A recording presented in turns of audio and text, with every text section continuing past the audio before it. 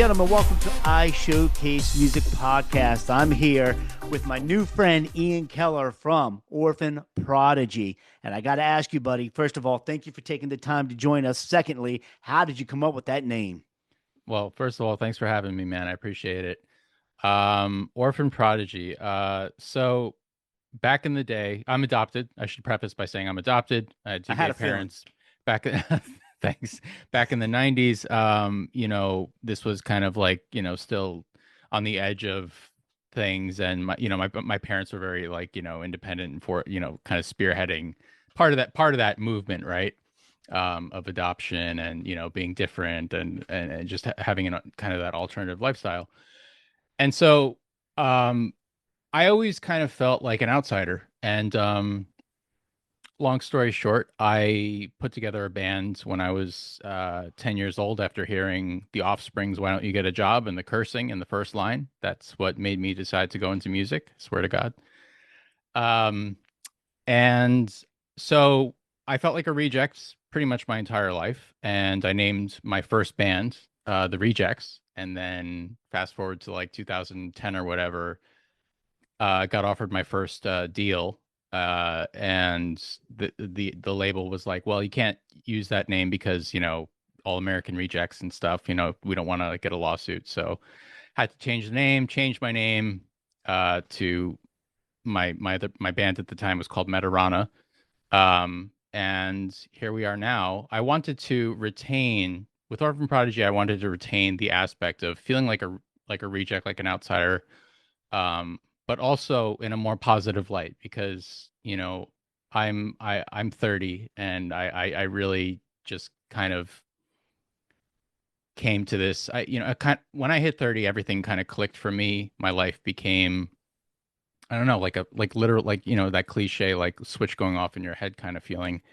Um, my life started coming together and I wasn't ashamed of who I was anymore. I wasn't like afraid to be myself. And that goes, from an artistic standpoint, from a personal standpoint, just in all facets of life, man. I really felt comfortable for the first time writing the way that I was always trying to write, but never really got to because, in the studio with labels and managers and investors, you have to sort of kind of as a creative, as the sole songwriter of all these projects, I always felt like my vision got diluted and translated and lost in everything. Sure, With sure. Orphan Prodigy, I it's just me, it's just me writing, it's just me recording.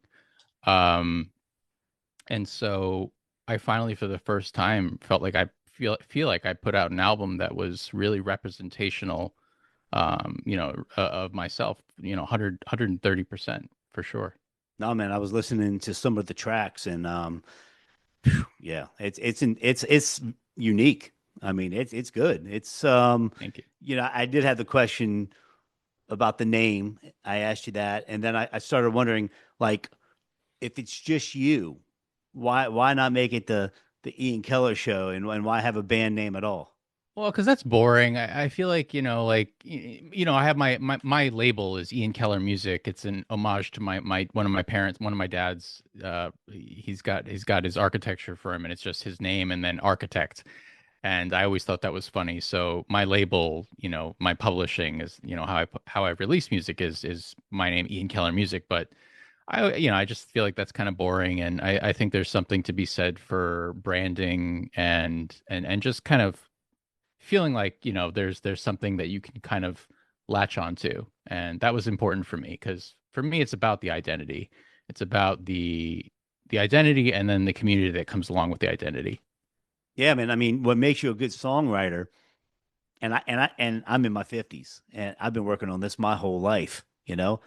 Is what you have found at the age of 30, most people search their whole lives for the true meaning of why we're here, feeling accepted. I guess being adopted, puts even added pressures that most people wouldn't um experience otherwise. And that's probably what really helps you get deep into your songwriting, deep into your lyrics. Just get away. For example, I listen to deep bass, and I also like Vodka Build 2020. I was, and then congratulations, man. That live in Brooklyn, I caught Yeah. a glimpse of that video, and you look like you just killed it, man. Audience was receptive, and yeah, it's on YouTube. You can check it. Yeah, I saw it. Yeah, it was. Thanks, man. That was really stressful, actually. You Why? can't tell. Why is that? I'm actually, it was really great because it was really stressful because a lot of this is the whole show is run off of the same rig I'm using to talk to you right now. Hmm. It's a Mac Mini Pro. The entire show is kind of pre-programmed, if you will, into Logic, the same way that I write the songs. Um, to kind of preserve all of those same sounds and that kind of sonic landscape. So so, what better way to do that than just kind of do it from the place it was born, right? So that was my thinking. And obviously with that, there's a lot of risk. Obviously I have a backup rig and stuff. If one fails, there's another one we can swap to pretty fast. But between sampling the we use an e-kit, so an electronic drum kit, Hmm. Sure. and that's Logic is that's feeding Logic, and Logic is feeding the show. It's it's it's it's risky because there's a lot of latency things that can happen. There's a lot of, different things. There's just a lot that can fail really quickly. And so it was really stressful for me as like the leader and just making sure it all came together during sound check. I was kind of scrambling because, at the end of the day, I'm kind of like driving the entire production, in terms of, where it has to be, where it needs to be and Well, then you stuff. got to perform on top of that. And then I got to perform on top of that. That's the easy part. The Right. performing is That's the the easy fun part. part. That's the fun part. That's like that's just like muscle memory and stuff. It's I might be easy. able to help you out a little bit because I've gotten into deep conversations. Um, good friend of mine is one of the most prolific band music supervisors in all the land, and when he goes out on tour, he's been touring. He's been Madonna's music director for 15 years, whatever. And we always talk about this. And what he ended up doing, you know, and you're talking about the parts that the band's not playing, just to be clear. You're talking about the synthesizer parts that maybe a synthesizer player is not playing. You're going to click track, the band's playing to track, you're singing, whatever, just so you don't miss any of the ambiance and every intricate part of your songs, just for the Yeah. viewers, so they understand. But your concern was, you're running off of a Mac Mini Pro, which I absolute brilliant computer. So what Beast. they do on that tour is they have Mac Studios, Yeah. and but they have 2 to 4 of them. Hmm. Now, for shows like what we would do, all you need are 2 Mac Minis, completely synced.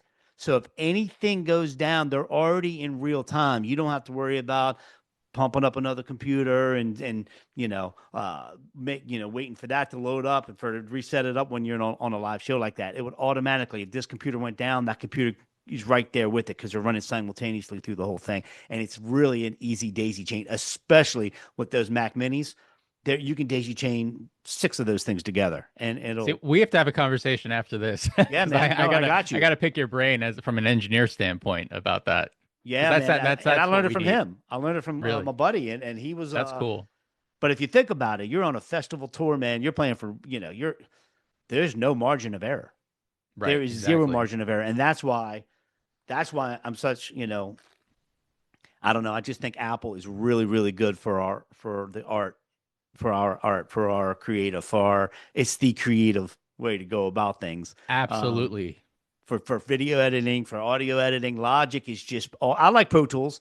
I don't like that they went to the subscription base and the Hmm. updating. I think I think they fell off the wagon for a long time, and then they're back. Pro Tools is still industry standard, but he uses DP. I use Logic. You use Logic. I use Logic. Yeah. I mean, I go back, and then DJ wise, I'm using Serato. Some people still use Ableton. I Hmm. mean, there's a ton. It's whatever you can get out of your system, your DAW system, whatever Absolutely. you're easiest and more comfortable with, because it's all perfectly sounding digitized stuff, right? Right. But no. I know exactly what you're talking about, man. Live shows are different, especially when they're televised. Now, you're in New York now, or are you in LA? So I'm actually I'm originally from New York, from Queens, New York, and I was actually I haven't said this on any interview yet, but a couple of years ago I was actually held at gunpoint Hmm. in my hometown, and that was that was a turning point for me. And so, long story short, again, I just moved. I moved to Connecticut Yeah, actually, so amen, that's where man. I'm at right now. I love Connecticut. Beautiful, beautiful, just easygoing place to be, and where I wrote and recorded this record. So really, really happy with where I am right now. But I love, again, I will always love and miss Queens. Well, amen. I love that for you. It's that happiness. It's finding yourself. It's, you know, getting a gun put to your head. I'm born and raised in D.C. in Maryland, the DMV we call it, D.C., Maryland, and Virginia, and there was no way I was raising my kids up there. So I get it. Growth is moving out to grow and to be able to feel a little bit safer. Is perfect. It's a perfect Yeah, decision to make. But the reason I brought that up was because I saw a killer write up in the LA Entertainment Weekly on you guys. Um, I think the headline reads, I'm reading it right now: Orphan, Prodigy, and the Sound of a New Era. I don't see a date on it, but I saw it posted, I think, on your IG and a couple other places. Danny had sent it to me and a couple other things. But man, congratulations on that. You're getting thank you, press. thank People you. are paying attention to this album. Let's give that a shout out. Medication for a Modern World. Medication for a Modern World. Go ahead and explain that title. Yeah, so it's actually goes back to when I was sitting in my dorm room in college. I flunked out of college, by the way, just so everybody knows. I attended SUNY Purchase, and I flunked out, just like Moby though. Moby flunked Mm-hmm. out. Um, but We are a judge-free zone, brother. yeah, It's not. yeah. So, but no, but I did. Like for the Orphan Prodigy thing, the whole region. The one of the reasons Orphan Prodigy happened actually was because I actually ended up attending in 2019 the Conservatory of Recording Arts and uh, Sciences in Arizona, and I graduated from that. That's kind of what got me into Logic in the first place, actually. So it was not too long ago, really. I'm sorry, I'm the king of meandering. What was Oh the no, oh, man. behind medication for modern world? Sorry There about you that. go. Yeah, how you just came up with that. We're talking a lot about names and stuff because it's unique. I Yeah. mean, the name of your band, the name of the cuts, the singles on the album, and now the name of the actual album, Medication for a Modern World. I just wanted to know what made you think of that. Yeah, I mean, so I was, sitting in my dorm room back in the SUNY Purchase days, and it was this idea that I had. I just thought that, it was kind of like the next step for I I I had my in my original band, I had my first record, my first full length album was called Six Sad Worlds, and then I had an album called Dreamland, and then I wanted this. I had this idea for this third record that was going to be like, well, let's come full circle, let's grow up, and let's give let's give the world what it needs. Let's give the people what they need, which is the medication for the modern world. Because at the time, this is like 2010 or 12 or whatever it was. It just seemed like music was kind of rock music in particular was kind of lost in the shuffle between pop and EDM that was kind of taking form at that time, like Skrillex and stuff. Oh heck yeah! Um, and for me at the time as a musician in a deal with managers and all these things, like it just like we kind of missed the boat by like 5 to 7 years, it seemed like. So we were making very little money on tour. We weren't selling any records really. Um, but in contrast to that, I think in 2025 as an artist, and I promise this ties into the name.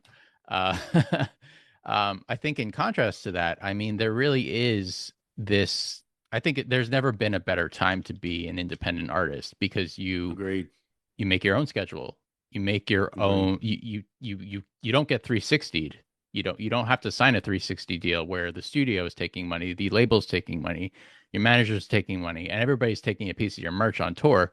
You know, now it's like I can count the people on my hands that are on this team that we have built. It's a very small team. We have like I think we literally have like 10 people on our team, including crew. So, it's a very small operation, and there's this kind of pie chart, right? Where it's like there's music, there's the gaming streaming stuff we do, and then at the bottom there the other third is me talking about adoption and lifestyle and all that kind of stuff. And it creates this this world of Orphan Prodigy, really, this umbrella. And that in turn, I think, becomes the medication, if you will, is the delivery of that idea, that concept. Yeah, man. That makes a lot of sense. Most definitely. You touched upon, how far you've come. And now you're at an age where I think you're able to help people in their teens, kids in their teens and young 20s that might have been going through a lot of what you went through. Because if your music starts becoming full circle, it reminds me of a story of Prince. Prince was real introverted. I'm not saying you're introverted, but I'm saying he was Oh, I really am. introverted, and people were always like, man, you know. And he did an interview, and it made so much sense. He said, all you have to do is listen to every one of my songs from when I started, because I put it all out there. And it sounds to me, the songs I've heard, you're putting it all out there. So there's something to say for that. Yeah, I don't know how I think it's, partially my parents, maybe I'm just predisposed to that quality, but my parents always supported my choices to be a musician. There was never like a moment where my parents were like, you know, be a doctor or be a lawyer.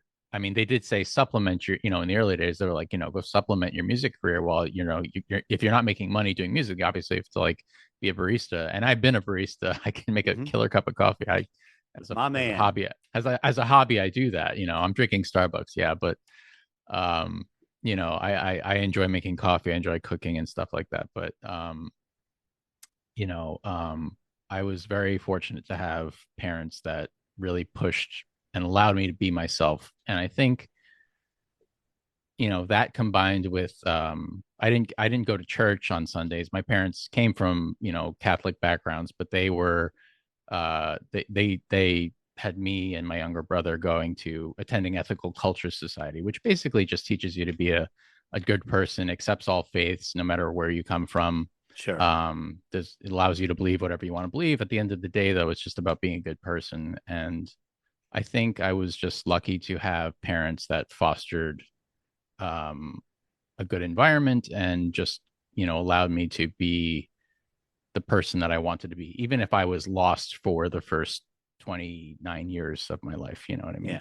Yeah. So, Yeah. It sounds like the medication is the music, not just the lyrics and the message, but the music itself. I think a lot of parents don't understand how therapeutic being able to play an instrument is. I think during COVID, during the pandemic, so many people picked up instruments and started learning, whether they're good, bad, or whatever. At least it's, get your mind off of things type of situation. And I was, just like you, I was pretty fortunate to have very, very. I wouldn't be able to do what I do for a living for the last 35 years, or even be who I am as a musician or TV producer, whatever, if it wasn't for my parents supporting the creative arts, supporting, hey, express yourself, be yourself. And that's the message I, distill on my kids.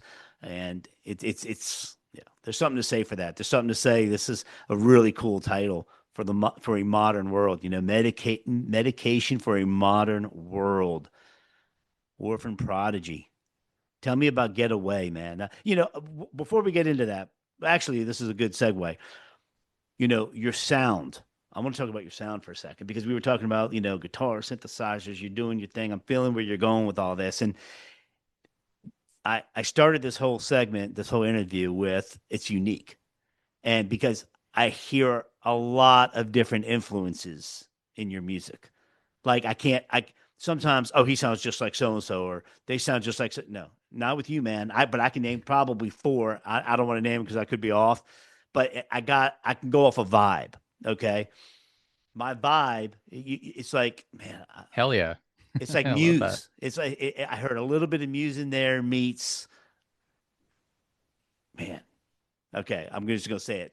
If you remember who Peter Gabriel was in the Of '80s, course. Yeah, of course. big time, and but so when I saw some of the videos and saw some of the things that I did when I was learning more about you, I was like, man, Muse meets Peter Gabriel meets a touch of Limp Bizkit meets a touch of I mean, I was like going down this list, and I just start All the fun stuff. All the as fun a stuff. DJ, I just started laughing. I'm a DJ also. Um, that's how I made the money to keep everything going, right? Talking about doing that job. You're Right, making right. coffee. I'm Yeah, freaking yeah. I'm just spinning. And but man, I think I'm pretty spot on with my assessment of these tunes. And they're good. And I really like to get away. I like vodka build. So let's talk about, you got some killer names. Let's talk Thanks, about man. your style. And let's talk about, some of the get into the music now. People on display, they call it sick today. They try to find this way out. Get away, get away. Find a way to leave the day. Yeah, so with Getaway, that was the first track that I did. I was in Arizona actually when I wrote that, and it was the first one that I like. I compose everything on an old 2000 laptop PC. From it's with probably running Windows XP. I don't even know. Yeah, That's man. how. I'll But break out my Korg Triton Pro X right now and not even think there you twice go. about it. Exactly. When And then you I'll move have something everything over to Native Instruments, and then I'll right. do my big production if I need to bring in live, whatever. But anyway, I'm sorry. I'm No, digressing. it's fine. So yeah, so I mean, so I compose everything MIDI. So from the ground up, Sure. I compose everything. I start with drums, move to synths, and then I get to guitars and bass, and then melody comes last. So kind of everything is in reverse. Um, and then I laid that down all on just MIDI sounds. So for anybody out there who doesn't know what MIDI is, it's just kind of a digital music sounding. Imagine like old like Super Nintendo sounds. That's kind of what it sounds like at first until you bring it Music into Logic. instrumental digital And interface. that's exactly it. Thank you. I didn't want to. I didn't We want can to go sound high tech. pretentious. The high tech people will appreciate it. If I Yeah, go I didn't high want to tech, it sound doesn't matter. pretentious, but I guess I don't know. Maybe I No, sound no, pretentious anyway. But whatever. not at all. Um, so with Getaway, that was the first track that I dragged from my 2007 laptop into Logic, and um picked all the sounds, got really excited. I was like, holy shit, this is a revelation. And I demoed it. I had like a crappy, I had like a, I think it was like an SM. I don't even know what kind of mic it was, but I just laid some scratch vocal over it. And so whatever the lyrics are, that's what wound up on the record. I never edit lyrics. That's just something I don't do. I don't believe in recreating the initial performance. Mhm. It's one thing to overdub, it's another thing to like recreate the initial vibe and stuff. So I let the music do the talking a lot of the times. That's my way of storytelling because I am a terrible storyteller. If you can't already tell. Um, You're doing so, uh, fine. You're doing great. so, uh, so, so I really rely on the music to do a lot of the storytelling for me. The lyrics come from what the music evokes in me. I do have recently was told that I have what's called synesthesia, which means I can kind of like it sounds really weird. I'm still kind of getting a grasp on what it means still.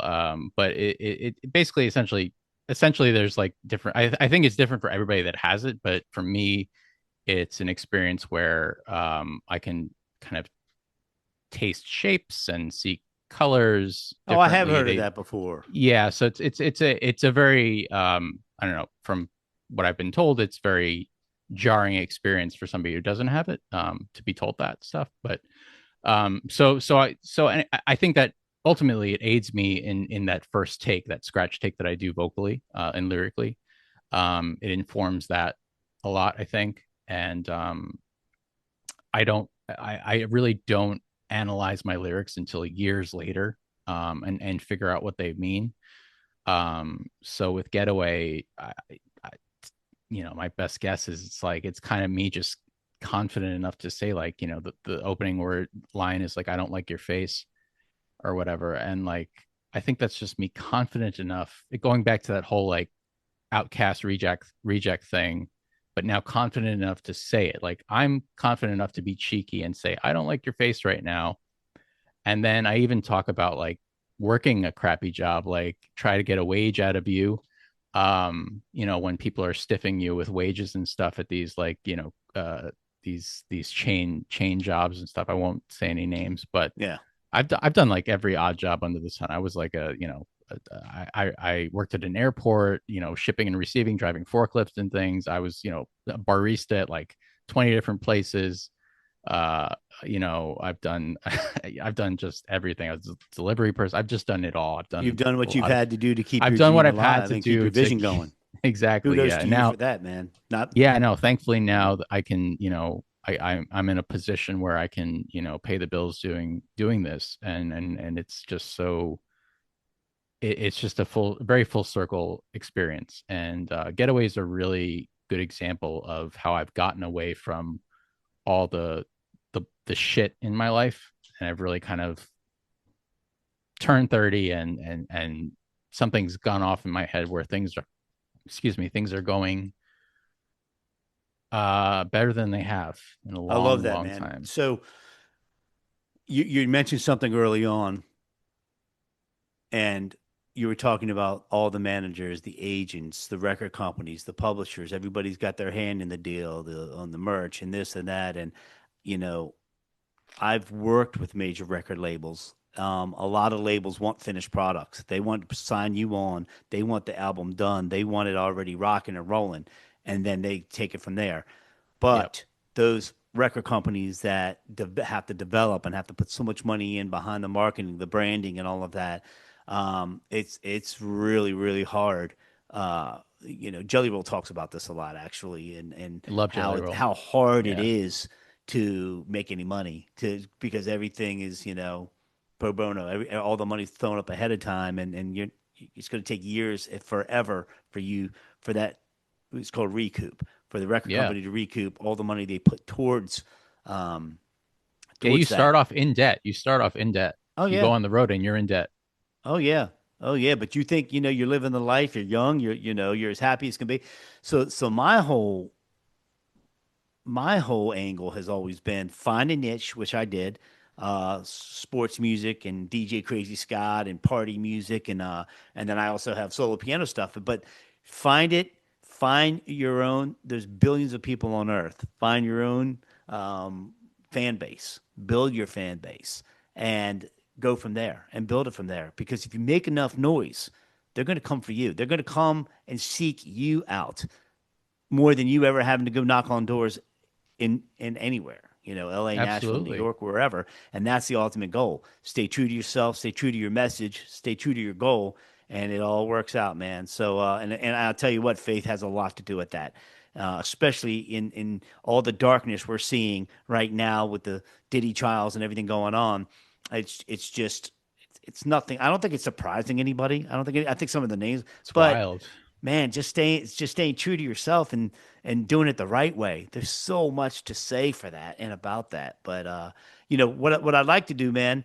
Once again, thank you for your time, and I'd like for you to give yourself a shout out. Let people know, let the viewers know and listeners know how can they get in touch with you, talk your IG and all that good stuff. I'll also, we'll have graphics that'll show how people can get in touch with you. But go ahead, tell everybody how they can hear this awesome, awesome album. Yeah, check it out. It's all over YouTube. It's on Amazon. I think it's on like every platform you can possibly imagine. It's on Spotify, of course, if that's your thing. Which a lot of people it is. No, I Orphanprodigy.com. listened to it. I watched the video on YouTube from your live in Brooklyn, and then I listened to it on Spotify. Oh, right on. Very Yeah. cool.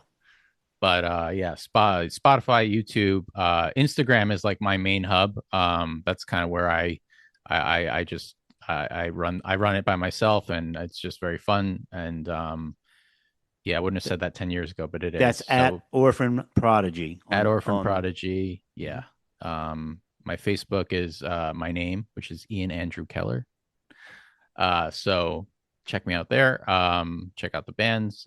Just we I think we're gearing up to do some pretty big things. I can't say anything yet about one pretty big gig that I think is happening, but I will just keep an eye out for that. Hey man, you're just gonna have to come back on iShowcase Music Podcast and talk Hey about man, it. anytime. I love talking to you, man. You're a really cool dude. So I really appreciate it, man. It was good. It was fun, man. So thank you so much. Wish you the best. We'll see where you are in a couple months from now, and just keep swinging. Keep swinging. It's a good album. I mean, from what I've gathered and the couple of tracks I've been able to hear, it's yeah, poured your heart and soul into it. So it's something for you to seriously be proud of. Thanks, man. I really appreciate that.